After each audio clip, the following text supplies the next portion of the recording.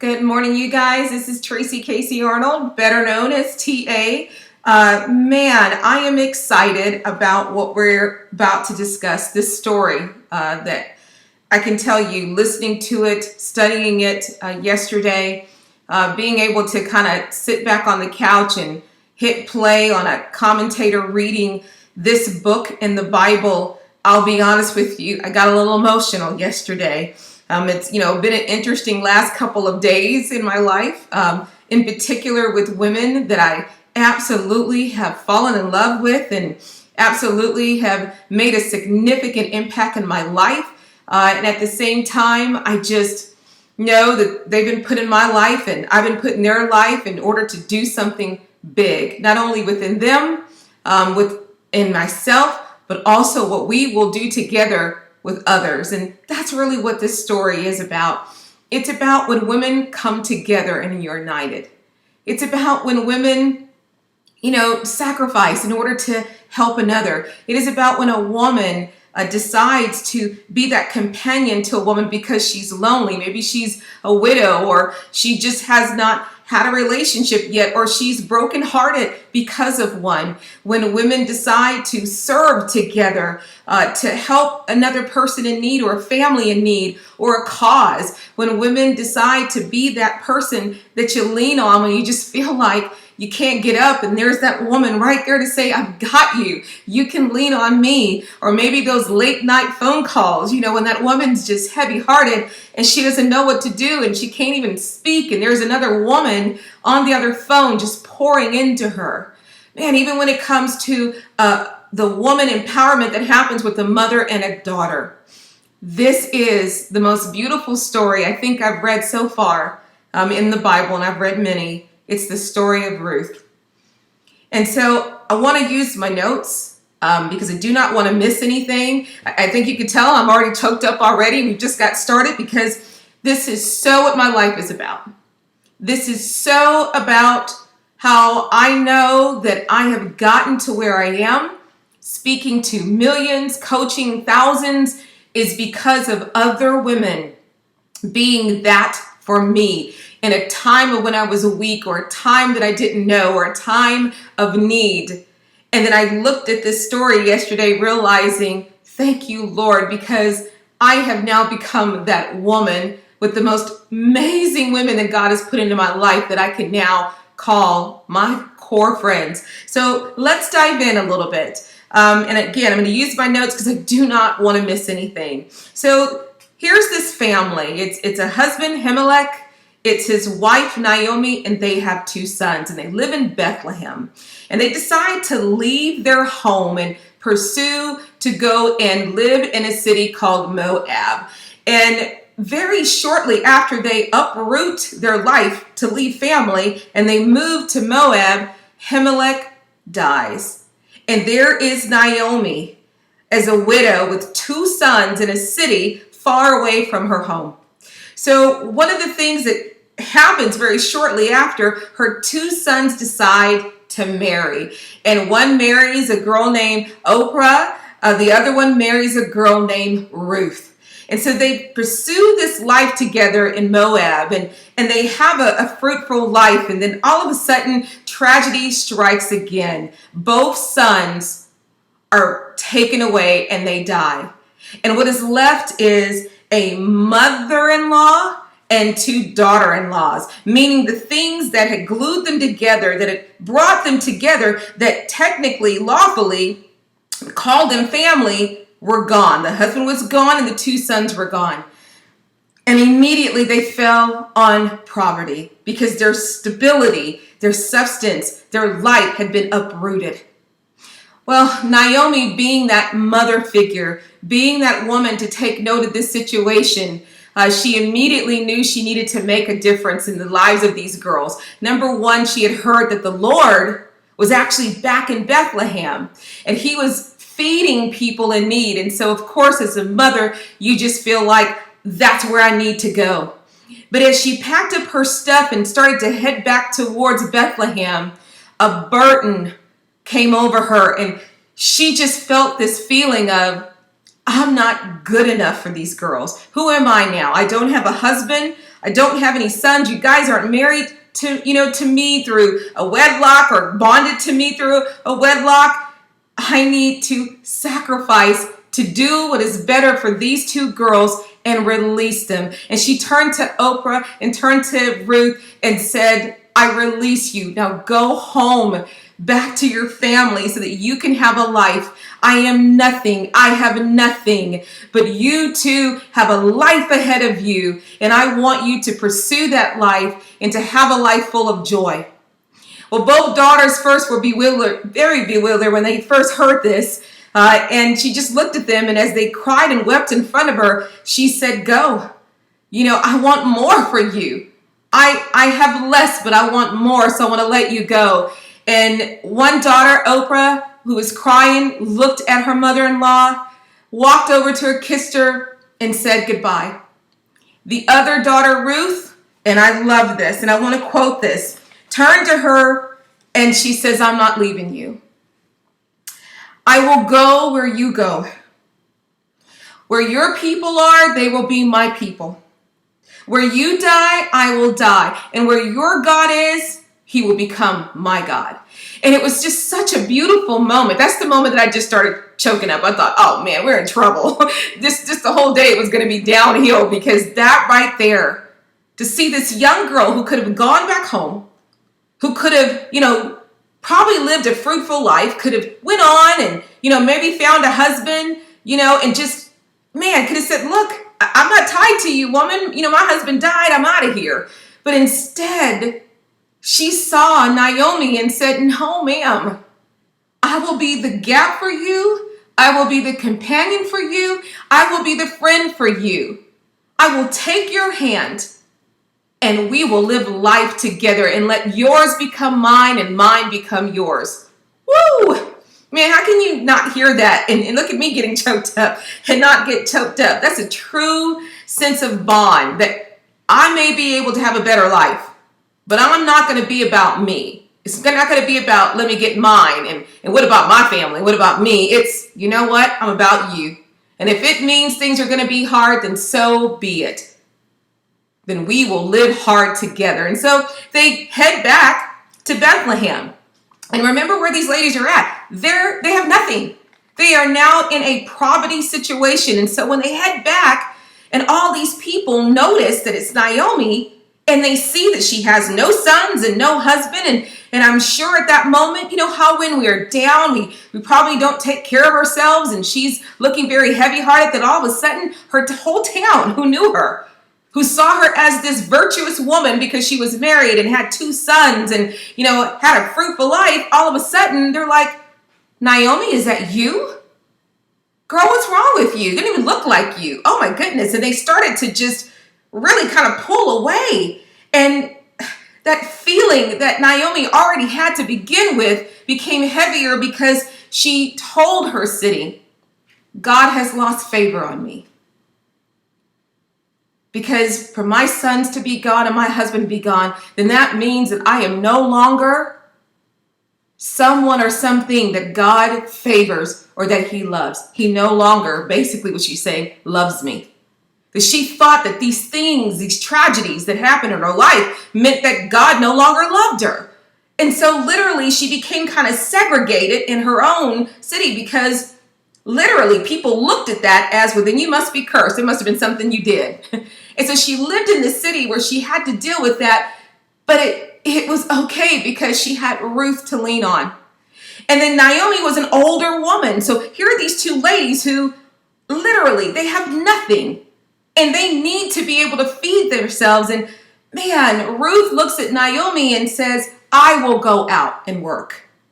You stay here. I will go out.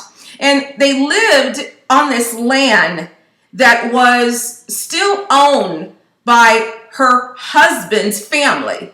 And there was a little bitty place that they had there that they could stay, but they had nothing. And Ruth looked at Naomi, knowing she was frail, knowing she was an older woman, and said, no, I will go and look for work. I will go and get my hands dirty. I will go work from dawn until dusk in order to provide for you, Naomi, and provide for me. And so that's what Ruth did.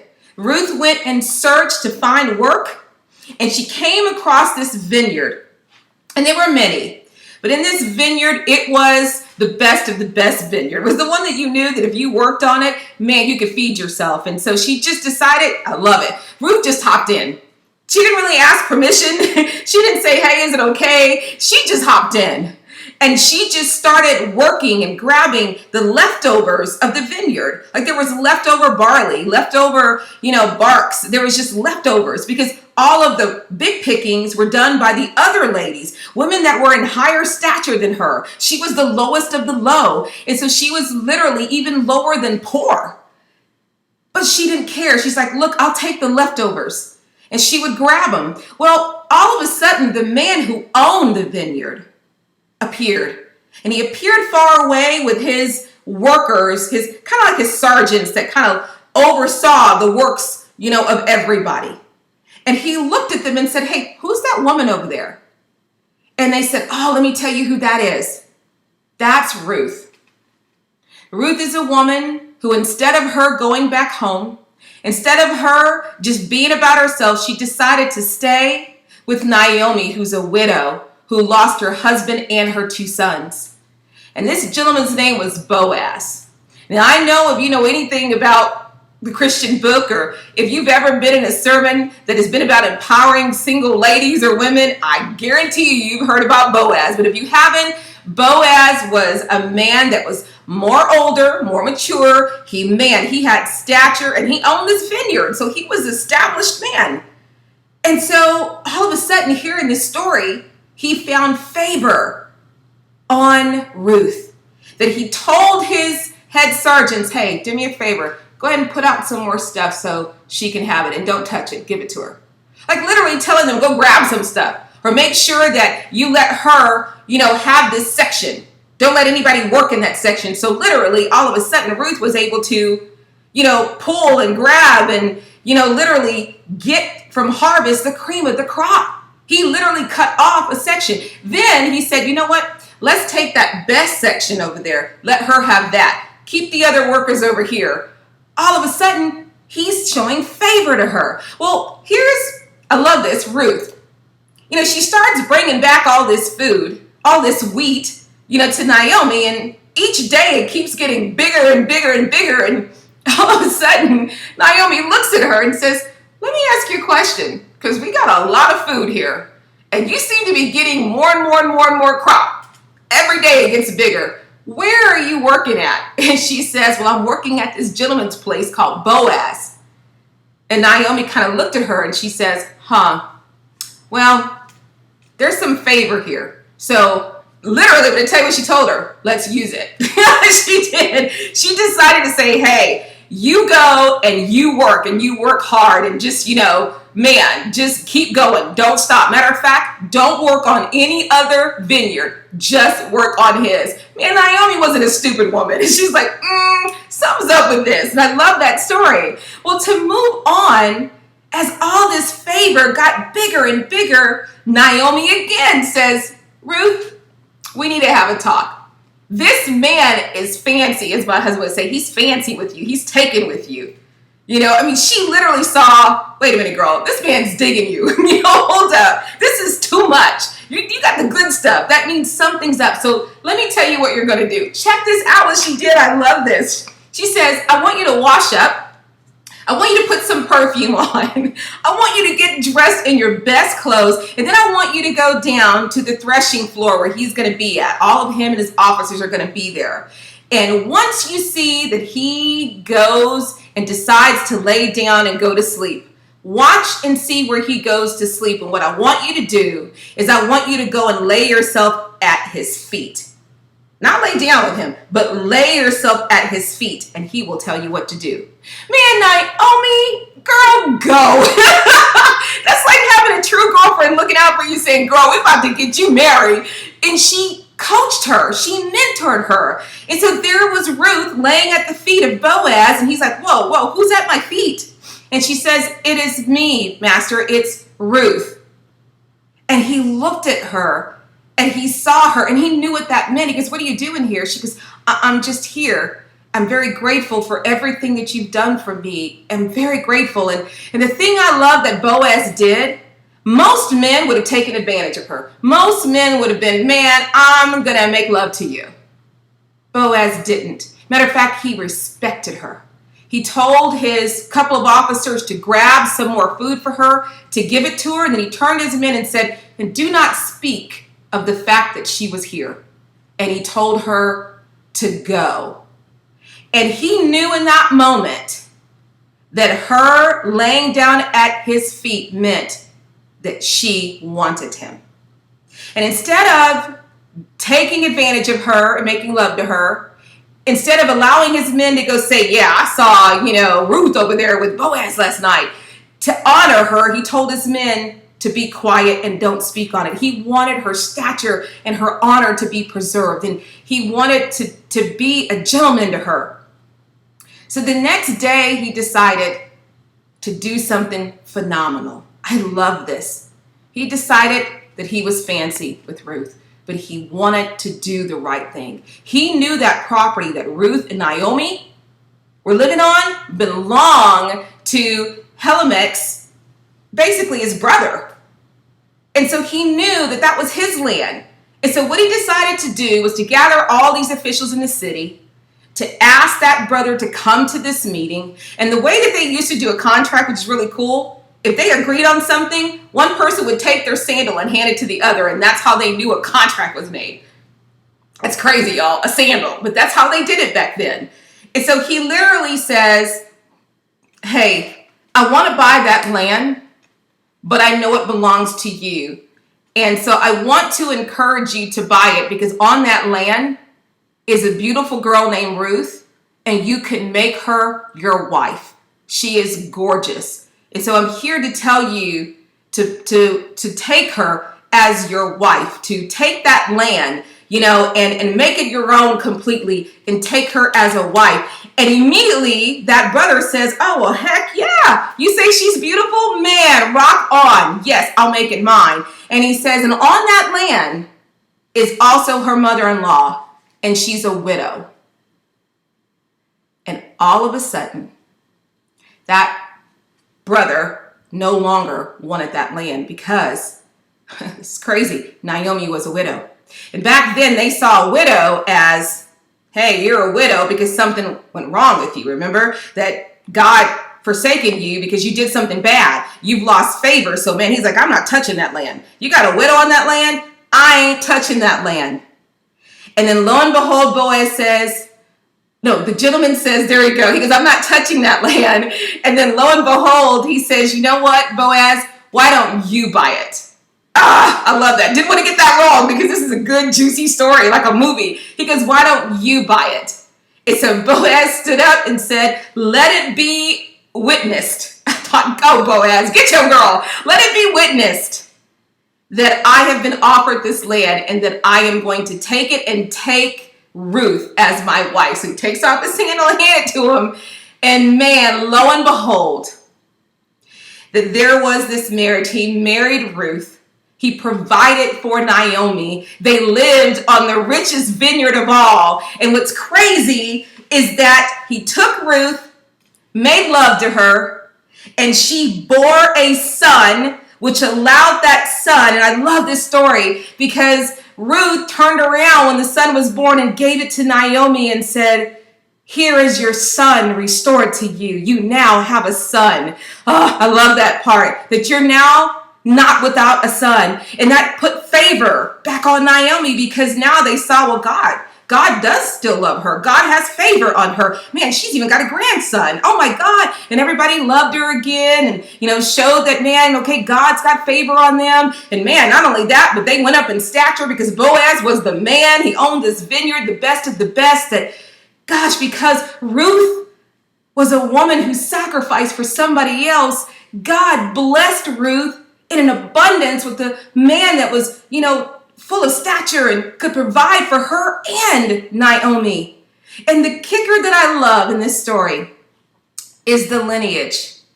That son, and I love this, and I want to get these names right, Lord, because this is a great story. But that son ended up being a father, and I don't know where, okay, here we go. Ended up being a father that had a son that ended up being the father to King David. That's what I think is absolutely crazy. So basically, it was that lineage that because of that sacrifice, God had blessed them to have a son that would end up being the father of David. Matter of fact, the son's name was Obed, who fathered Jesse. And Jesse was King David's father. God, I love this story, you guys. I love that I had notes because I didn't want to miss anything, because this is a story of true love.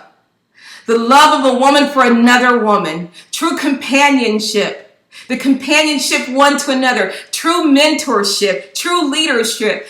True sacrifice. True servanthood. Oh my goodness, this is a story that shows, as a Proverb 31 woman, or as a woman of God, it is about sacrificing for yourself in order to provide for someone else. Being that difference. Being that one to stay up late and cry with a friend. To be that one saying, girl, I don't need it. Let me give it to you. Let me take from what's mine and give it to you. Or let me stand with you and nobody else will stand with you. You know what? Hey, we're in this together. I'm not leaving you alone. Or being that woman to say, you know what? I'm not going to be selfish. I'm going to be selfless. And it means that if I don't have anything, I'm willing to not have anything if it means staying with you. Being that woman to go the distance with another woman, even if it means you have nothing, because that relationship, that love is bigger than anything. And in return, God blesses that. God blesses that act. And so I love this story for this month of empowering women, because that's truly why when women are united together, they're unstoppable. When women decide to join forces, what they can do. When women get that momentum going and they're having fun, or they're building each other up, or they're saying, you know what, yes, you can, and you're coming with me.